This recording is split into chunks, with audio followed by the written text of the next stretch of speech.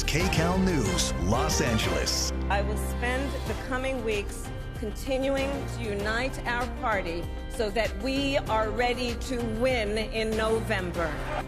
Now at 9, let the campaign begin. Vice President Kamala Harris holds her first campaign rally since becoming the likely Democratic nominee. We'll take you to battleground Wisconsin. And Delta meltdown. The airline cancels hundreds of flights for the 5th straight day. We'll have a live report from LAX where passengers are furious. And they call Southern California home just like the rest of us. But one local community says they are seeing way too many bears. Tonight, residents plea for help for their wildlife woes. Good evening, everyone. I'm Pat Harvey. And I'm Juan Fernandez. Our top story tonight, Vice President Kamala Harris hit the campaign trail for the first time today as the Democratic Party's likely nominee. Well, she fired up a crowd of supporters in Wisconsin and drew the fire of Donald Trump and many Republican leaders, giving us a sense of the issues and the strategies that will shape this race. And KCAL News political reporter Tom Wade is here now with people who are reacting to her rally in Wisconsin. Yeah, I mean, the energy in that room was pretty intense. We are in a very different race now, right? We have two different candidates, one different candidate. So Vice President Harris is raking in the donations from small donors to Hollywood A-listers. The cash is flowing in. Meanwhile, former President Trump is on the attack, trying to define Harris on his terms.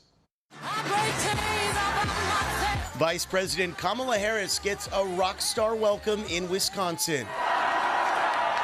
Harris taking the stage after a stunning show of unity from the Democratic Party, with enough Democratic delegates throwing their support behind her in just 48 hours that it appears she has locked up the party's nomination. I am told as of this morning that we have earned the support of enough delegates to secure the Democratic nomination.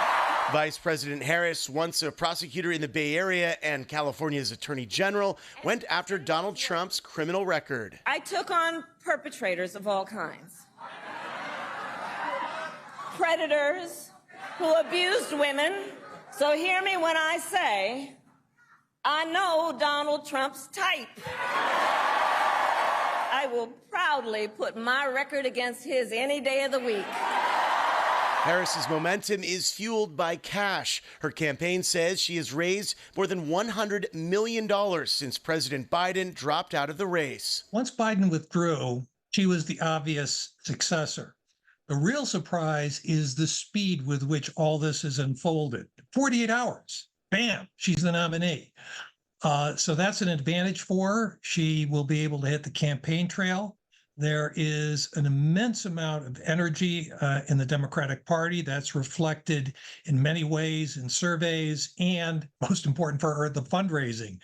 Absolutely amazing amount of money is coming in.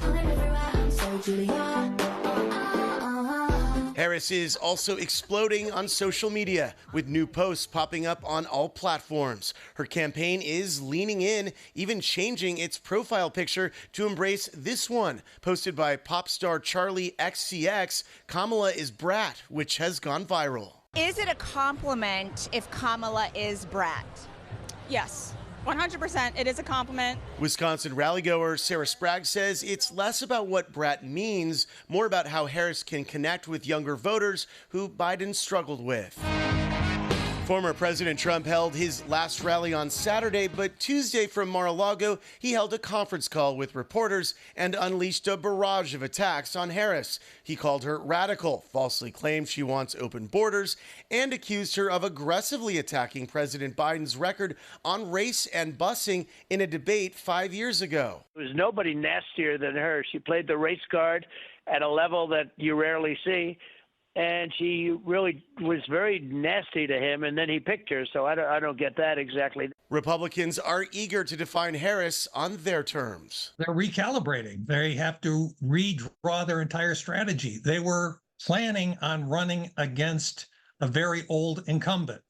Now they're running against a much younger and more energetic candidate who's not the incumbent president. It's a very different kind of a challenge for them. Obviously, any campaign, she has a long record, plenty of things they can talk about. It's not going to be easy for Kamala Harris in a closely divided country. Trump has a very, very motivated base of support, but Democrats are feeling a lot better than they did before Biden withdrew.